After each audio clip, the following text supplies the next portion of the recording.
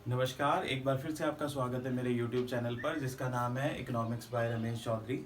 आज की इस वीडियो क्लास में हम पढ़ेंगे कि 11th क्लास का टॉपिक फर्स्ट चैप्टर का आपका जो है प्रोडक्शन पॉसिबिलिटी कर्व। तो हम आज स्टार्ट करते हैं।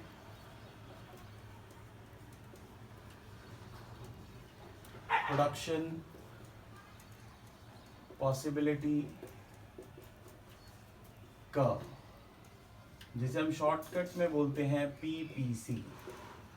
देखो, प्रोडक्शन पॉसिबिलिटी कर्व, कर्व का तो मतलब सीधा कर्व होता है, ठीक है, उससे तो कोई मतलब जो ग्राफिकल प्रेजेंटेशन है। प्रोडक्शन पॉसिबिलिटी का मतलब यहाँ पर क्या है, ये प्रोडक्शन की डिफरेंट पॉसिबिलिटी को दिखाने वाला कर्व है। अब यहाँ पर ना जब हम पीपीसी को पढ़ते हैं तो हमें कुछ चीज़ों को पहले से ही ध्यान में रखकर चलना है कि जब भी हम पीपीसी बनाते हैं तो पीपीसी के अंदर हम सिर्फ 2 गुड्स के प्रोडक्शन को शो करते हैं। आप हमेशा ध्यान रखोगे कि जब भी हम पीपीसी बनाएंगे तो ये 2 गुड्स के प्रोडक्शन को शो करता है, ठीक है। उसी के बेसिस पे हम बाकी गुड्स के बारे में डिसाइड करते हैं। तो अगर हम प्रोडक्शन पॉसिबिलिटी कर्व की डेफिनेशन की बात करें तो it is a curve which shows all those combination of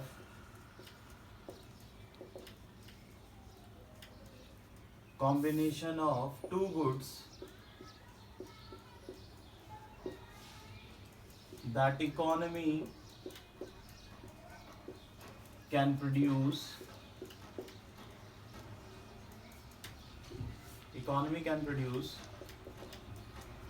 with the help of its given resources and technology। देखो, प्रोडक्शन पॉसिबिलिटी कर्व का मतलब क्या है, it is a curve which shows all those combination of 2 goods. अब आपको ध्यान रखना है, जब भी हम प्रोडक्शन पॉसिबिलिटी कर्व बनाते हैं तो हम 2 गुड्स के कॉम्बिनेशन को शो करते हैं। ये 2 गुड्स के उन सारे कॉम्बिनेशन को शो करता है जिसे एक इकोनॉमी क्या कर सकती है, प्रोड्यूस कर सकती है अपने गिवन रिसोर्सेज और गिवन टेक्नोलॉजी के बिहाव पर। तो पीपीसी का मतलब क्या है, वो कर्व जो उन 2 गुड्स के उन सारे कॉम्बिनेशन को शो करता है जिसे एक इकोनॉमी अपने गिवन रिसोर्सेज और गिवन टेक्नोलॉजी की मदद से प्रोड्यूस कर सकती है। हम उसे क्या बोलते हैं, प्रोडक्शन पॉसिबिलिटी कर्व बोलते हैं। अगर हम इसे दिखाएं, प्रोडक्शन पॉसिबिलिटी कर्व कुछ इस तरीके से बनता है हमारा। भाई, हमने यहाँ पर गुड y को शो करा, यहाँ पर हमने गुड x को शो करा। पीपीसी इस टाइप का बनेगा आपका। ये जो कर्व है ये आपका है पीपीसी प्रोडक्शन पॉसिबिलिटी कर्व। और जो ये मैं कॉम्बिनेशन दिखा रहा हूँ ए बी सी डी ई और ये एफ, ये सारे क्या हैं आपके, अगर हम बात करें, ये वो कॉम्बिनेशन है गुड वाई और गुड एक्स के, A B C D E F, जिसे एक इकोनॉमी अपने गिवन रिसोर्सेज और गिवन टेक्नोलॉजी के बिहाव पर प्रोड्यूस कर सकती है। ये तो हो गया भाई पीपीसी का मतलब होता क्या है। अब पीपीसी की बात करें तो पीपीसी में आप पीपीसी के किस और नाम से भी इसे जाना जाता है, वो भी आपको याद रखना है कि प्रोडक्शन पॉसिबिलिटी का अगर हम बात करें तो इसे प्रोडक्शन पॉसिबिलिटी फ्रंटियर भी कहते हैं, जिसे हम बोलते हैं पीपीएफ। इसके अलावा इसे हम ट्रांसफॉर्मेशन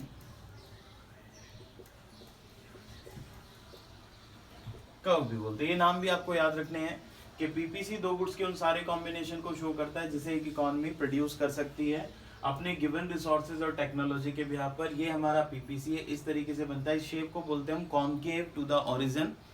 ए B C D E F वो सारे कॉम्बिनेशन है जिसे एक इकोनॉमी अपने गिवन रिसोर्सेज और गिवन टेक्नोलॉजी के बिहाव पर प्रोड्यूस कर सकती है। इसके अलावा पीपीसी को हम क्या बोलते हैं, प्रोडक्शन पॉसिबिलिटी फ्रंटियर भी बोलते हैं और as well as transformation curve भी बोलते हैं। अब देखो, थोड़ा सा आपको समझना है, अगर ये जो मैंने कॉम्बिनेशन दिखाए A B C D E F, तो देखो बी और सी और डी और ई ये वो कॉम्बिनेशन है जिस पर इकोनॉमी गुड वाई और गुड एक्स दोनों के प्रोडक्शन को कर रही है। बट अगर ए कॉम्बिनेशन की बात करें तो यहाँ पर किसका प्रोडक्शन हो रहा है, ओनली गुड वाई। यहाँ पर किसका प्रोडक्शन हो रहा है, सिर्फ और सिर्फ वाई का। यानी अगर एक इकोनॉमी अपने सारे रिसोर्सेज को वाई के प्रोडक्शन पे लगा देती है तो वाई का प्रोडक्शन कितना होगा, ओ ए के बराबर या ए कॉम्बिनेशन पर होगा। बट जबकि वाई एक्स का प्रोडक्शन क्या हो जाएगा, जीरो, क्योंकि इकोनॉमी के पास क्या है, लिमिटेड रिसोर्सेज है। अगर एक इकोनॉमी अपने लिमिटेड रिसोर्सेज को वाई के प्रोडक्शन पे लगा देती है, सभी के सभी रिसोर्सेज को, तो एक्स का प्रोडक्शन क्या हो जाएगा, आपका जीरो हो जाएगा। उसी तरीके से अगर आप एफ पर लगा देते हो सारे रिसोर्सेज तो किसका प्रोडक्शन होगा, ओनली गुड एक्स का होगा। एज लाइक जैसे मैंने वाई का बताया कि अगर एक इकोनॉमी अपने सारे रिसोर्सेज वाई पे लगाती है तो इकोनॉमी कहाँ ऑपरेट करेगी, ए पॉइंट पर।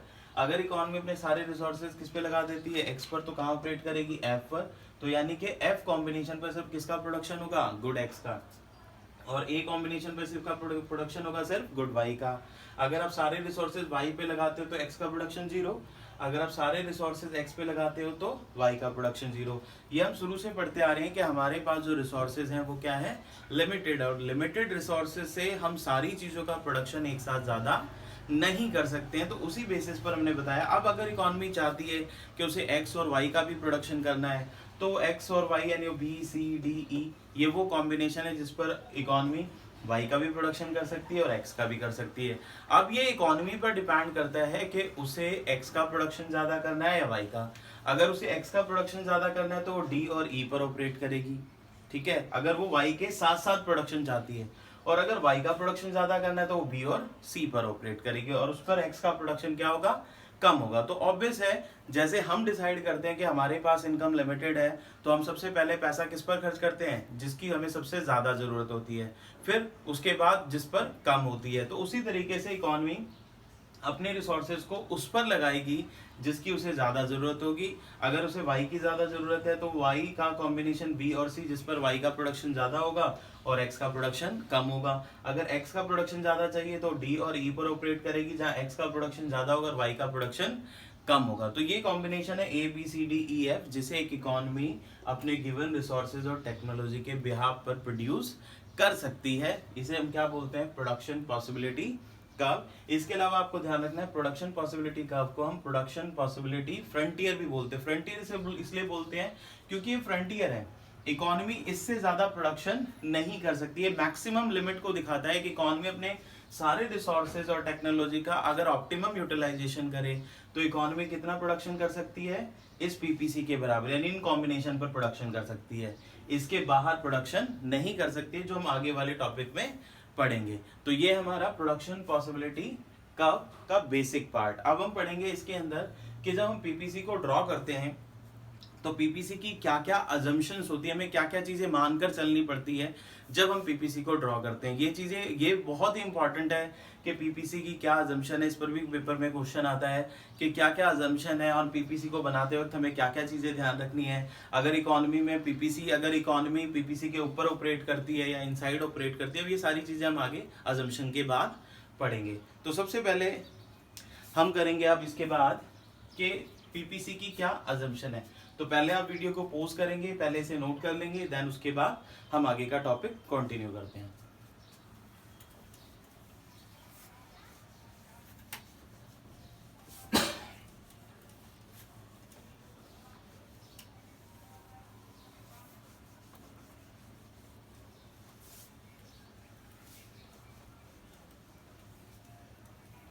अब देखिए, अब हमें पढ़ना है पीपीसी की assumptions.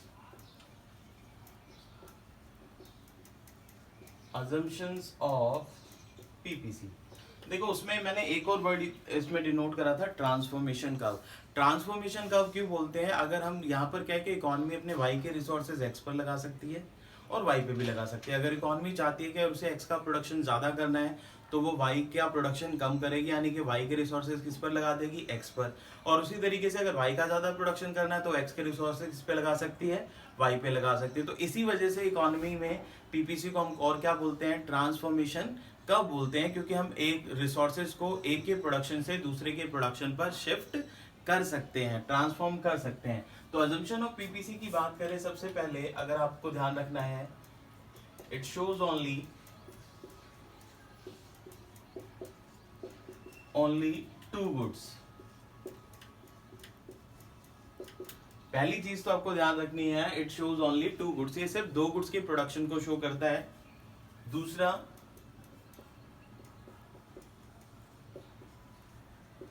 Full utilisation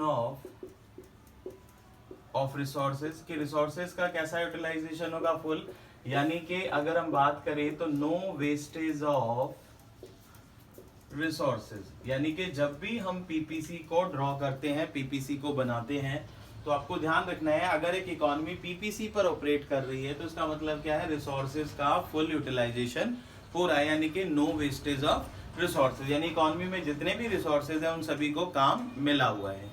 third point अगर हम बात करें, एफिशिएंट यूज ऑफ टेक्नोलॉजी, और टेक्नोलॉजी का कैसा यूज होगा, एफिशिएंट यूज होगा टेक्नोलॉजी का। ऑब्वियस है, अगर रिसोर्सेज का फुल यूटिलाइजेशन हो रहा है तो इट मींस यानी टेक्नोलॉजी का भी एफिशिएंट या ऑप्टिमम यूटिलाइजेशन या बेस्ट यूटिलाइजेशन हो रहा होगा। फोर्थ पॉइंट की अगर हम बात करें तो इसमें हम resources are not equally efficient in production of both goods। अब ये चीज आपको ध्यान रखनी है कि इकोनॉमी के अंदर जो रिसोर्सेज हैं वो रिसोर्सेज दोनों गुड का प्रोडक्शन करने में इक्वली एफिशिएंट नहीं है। अगर आप सोचो कि रिसोर्सेज वाई का प्रोडक्शन करने में भी उतने ही एफिशिएंट है जितने एक्स के प्रोडक्शन करने में है, तो ऐसा नहीं होगा। यानी रिसोर्सेज, ये अजम्पशन है कि resources are not equally efficient in production of both goods, यानी कि कुछ रिसोर्सेज वाई के लिए ज्यादा एफिशिएंट है और कुछ रिसोर्सेज एक्स के लिए ज्यादा एफिशिएंट है। और प्रैक्टिकल लाइफ में भी अगर हम बात करें तो ऐसा ही होता है। क्या हर आदमी हर काम में एफिशिएंट होता है? नहीं। अब जैसे मैं इकोनॉमिक्स पढ़ाता हूँ तो क्या मैं अकाउंट्स भी इतना ही अच्छा पढ़ा लूंगा? नहीं। क्यों? क्योंकि मैंने इकोनॉमिक्स पर फोकस कर रखा है, तो इसलिए मैं इकोनॉमिक्स को ज्यादा बेटर पढ़ा सकता हूँ इन कंपैरिजन ऑफ अकाउंट्स। तो इसी तरीके से एक मैनेजर का काम मैनेजर करेगा, चपरासी अपना काम करेगा। अब दोनों को सफल कर दिया जाए कि भाई चपरासी मैनेजर का काम करे और मैनेजर चपरासी का काम करे, तो ये पॉसिबल नहीं है। तो basically resources are not equally efficient in production of both goods. और अगर इसके बाद नेक्स्ट बात करें हम, fifth, resources can be shifted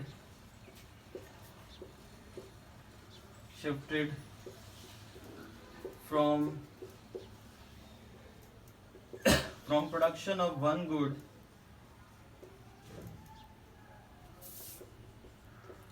to production of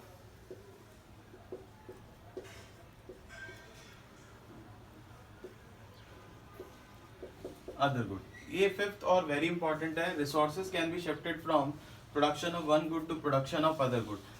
जो मैं बार बार बोल रहा था, अगर मुझे एक्स का प्रोडक्शन बढ़ाना है तो ऑब्वियसली मुझे वाई का प्रोडक्शन कम करना पड़ेगा। तो हम क्या कर सकते हैं, वाई के रिसोर्सेज, वाई का प्रोडक्शन कम करके जो हमने वाई में रिसोर्सेज लगा रखे थे, हम उन वाई के रिसोर्सेज को किस पे शिफ्ट कर सकते हैं, एक्स पे। इसी तरीके से अगर हमें वाई का प्रोडक्शन ज़्यादा करना है तो हम एक्स के रिसोर्सेज को किस पर लगा देंगे, वाई पर। यानी कि resources can be shifted from production of one good to production of other good. ये जो आपकी फोर्थ और फिफ्थ है, ये वेरी इंपॉर्टेंट है। आपको ध्यान रखना है कि resources are not equally efficient in production of both goods. कि भाई इसी पर एक आगे क्वेश्चन बनेगा कि PPC concave to the origin क्यों होता है, उसमें ये वाली अजम्पशन बहुत इंपॉर्टेंट रोल प्ले करेगी और वो क्वेश्चन बहुत ज्यादा पेपर के अंदर आता है। और fifth assumption, resources can be shifted from production of one good to production of other good.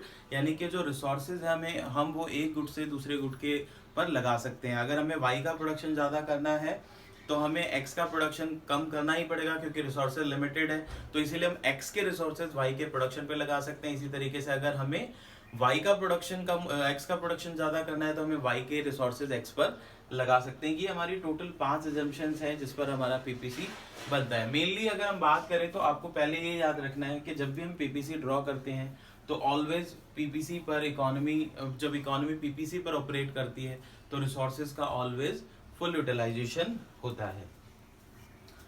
अब एक बार आप इसे नोट करेंगे, वीडियो पोस्ट करके देन हम आगे का टॉपिक कंटिन्यू करते हैं। आज हम सारा बेसिक पार्ट जो है हमारा पीपीसी वाला, के पीपीसी अगर इकोनॉमी पीपीसी पर ऑपरेट करती है तो क्या होता है, इनसाइड ऑपरेट करती है तो क्या होता है, क्या आउटसाइड ऑपरेट कर सकती है, ये सारे टॉपिक हम आज ही इस वीडियो में कंप्लीट करेंगे। तो ये भी assumption of PPC.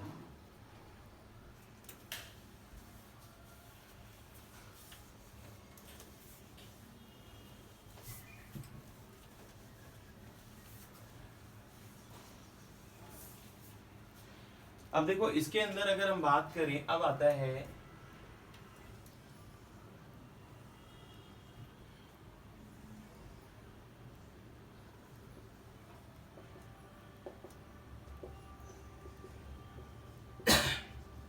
Good x. ये हमने कॉम्बिनेशन शो करे ए बी सी डी ई और एफ।